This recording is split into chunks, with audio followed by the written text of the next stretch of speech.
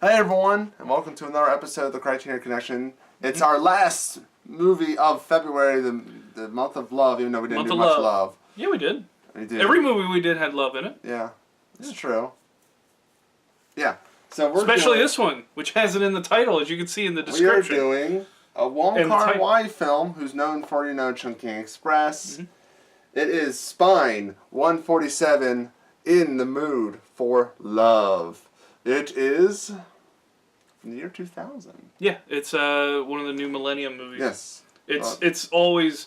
That one is often cited... It's Hong Kong, right? It's made in Hong Kong? Hong Kong, yes. Yeah. Kar-wai, Hong Kong yes. cinema.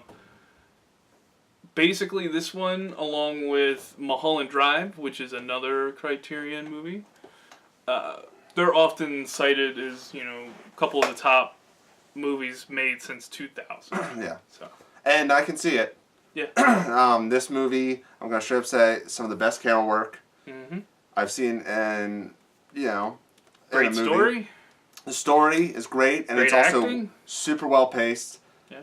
It just time just goes by really fast. It just keeps going. Especially at the end. Yes. The end, oh man, the end just kind of just goes there, goes to places. The acting is good. The music, they have they're repeating melody. They have 4 songs they use. Mm-hmm. But there's that one that they repeat all the time. Yes. And it doesn't get annoying. There's smart ideas. Because he spaces it out well, and when he uses it, you always like the melody. There was a scene when it's not overplayed. They pass each other in the noodle shop, that downstairs thing. Yeah. And then he walks off camera, and then it starts raining, and then he walks back into camera to switch the day, and I'm like, that is so good of a shot. There's the diner scene, there's a good shot where they're doing a discussion, they're discovering that their spouses are cheating on them with each other. Yeah. They're doing that, and the camera is just doing a cut, and all of a sudden the camera starts panning. Yeah. Fast. You don't mess with Kar-wai, man. It starts panning over when they start getting the revelations, and you're like, oh, and it's basically about them, they're her husband, his wife are cheating together. So they're like, let's why not us, or whatever. And then they're kind of she's like, I'm too good for this. Yeah. They're just kind of doing just for shits and giggles, but they start growing feelings for each other. She doesn't want to do it because she doesn't want to be betrayed. Right. She doesn't want to be her husband. And he wants to be a serial writer, and she is inspired, basically saying, do it. And his wife isn't, so he's more seeing her as a muse, and it's such a freaking complex movie with that. It's almost like emotional infidelity in a way. Yes. Basically, when their partners are absent, physically being intimate.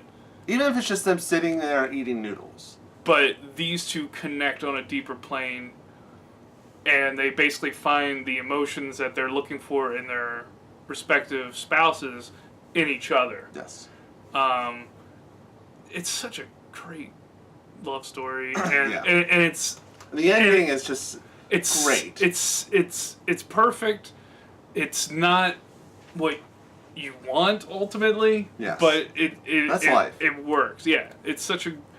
She's wearing basically dresses that are just they work for the scene. Yeah. So. And this takes place in the 60s. Yeah, it's so simple, but it's also very intricate in things. Yeah, so divorce is typically kind of frowned upon. Going out late, especially being alone with somebody else's husband, is frowned upon. Also love how the cheating husband and wife are never shown. Yeah, that's one of the great things. I was going to bring that up. They're never shown. You never see their face, at least. And then I think you see their feet. And it pays off because when she's doing the confession saying, are you cheating? And it was a guy face away, and she slaps him, and they cut back, and it's Mr. Chow. Mr. Chow. And you're like, you thought it was the husband. Yeah. Because they don't show his face, and then they trick you on that. Uh-huh. And that scene's great, too, where she's she's doing her delivery, are you cheating? Are you cheating? Are you cheating? And then she just breaks down the guy's arms. It's a realistic kind of portrait of how happenstance can can happen, and you can just find out that you fell in love with the wrong person and marry them instead of whoever you find later.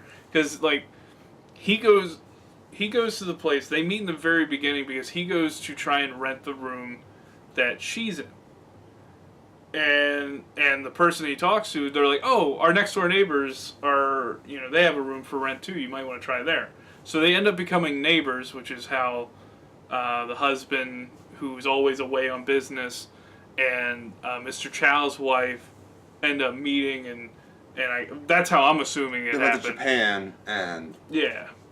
Yeah. And so they eventually figured out that, the one woman's husband and Mr. Chow's wife are together, cheating on their respective selves. And, yeah, they bring up, like, should we do this? Out of spite. And they're like, well, no, we're both kind of too good for this. And there's a lot of these segments that end up getting replayed, almost. Yeah, like because they have, like, the same clothes on. Like, he tries holding her hand. Yeah, on one scene, and in the other one... Then she moves her hand, and then later on she accepts... She's the one that goes and makes shot. the move. Yeah.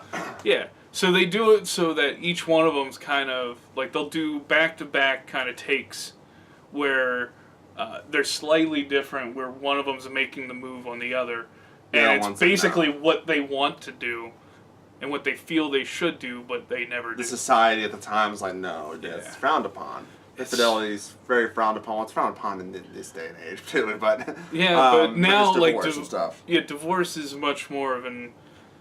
And I love the ending. It's less completely frowned upon, and it's less like you. I would say back in the day, you practically get ostracized for it. Yeah. So yeah. Great movie. It's fantastic. Love it. Love it. The colors are great. Yes. Kar-wai is always great with camera work. Like, I love Chungking Express, and I'm like, oh, this movie's better than Chungking. I've been trying to watch this movie for like 7 years. Yeah. I've just been procrastinating it, and they're like, you guys just, this is better than Chungking Express. And it is.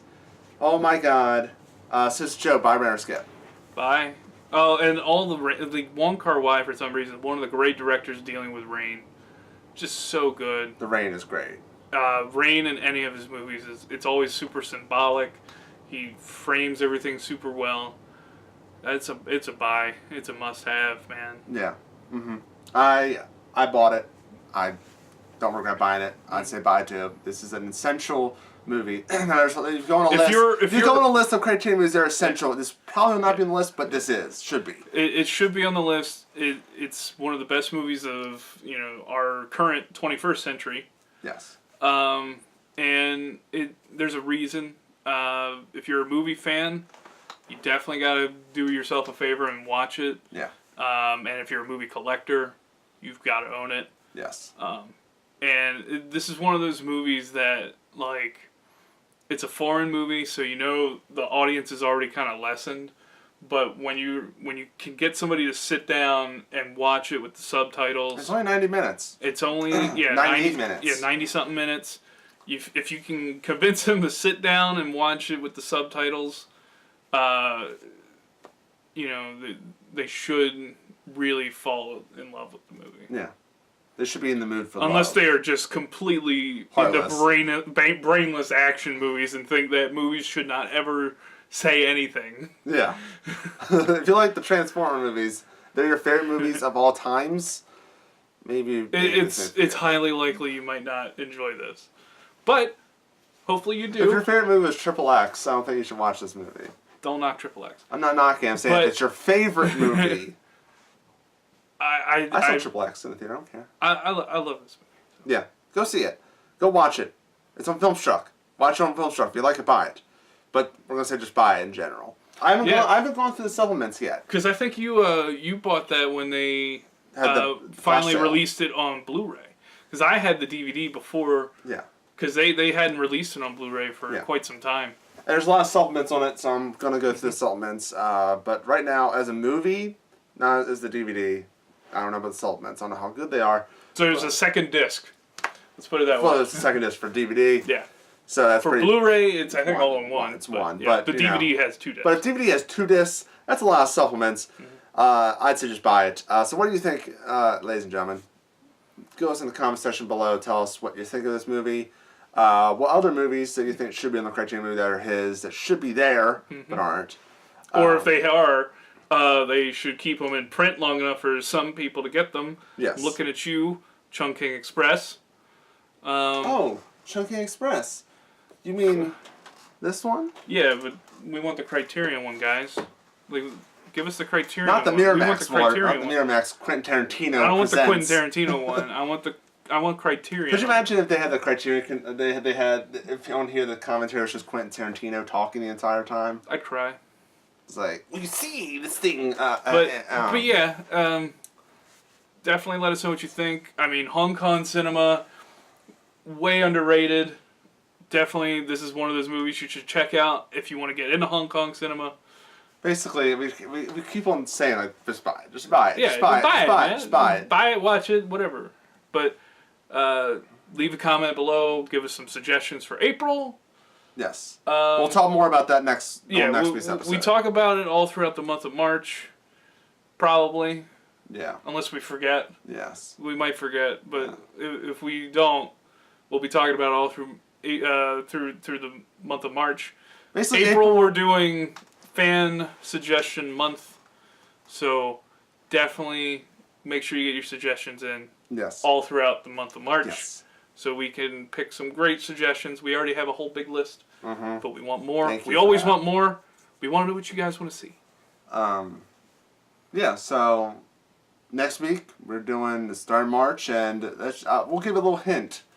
We'd buy that for $1. That's all the hint we're going to give you. And I'm excited for this one. So, until next time, see you later.